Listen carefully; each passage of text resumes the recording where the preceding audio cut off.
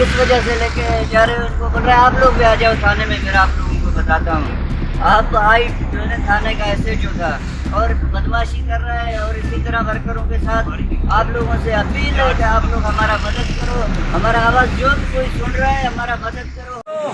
मिलेगा मिलेगा।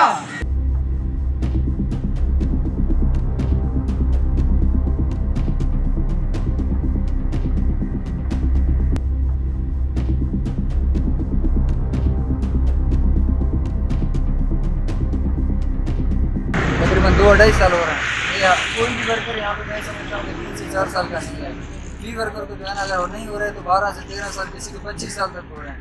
तो उन लोगों ने अपना केस रद्द किया, अपने सेठ को जो है ना कहा कि इतने टाइम हो रहे हैं, हमें कोई बोनस वगैरह दिया जाए ताकि हम जो है ना सेहत कार्ड वगैरह। तो इस बात पर इनका सेठ कहता है कि कोई नहीं, अगर काम करोगे तो आपकी सैलरी है यही, नहीं करोगे तो आपको इजाज़त है। तो इन लोगों ने कानूनी के तौर पर जो है ना अदालत में अपना दरख्वास्त दायर किया, अपना एक वकील खड़ा किया।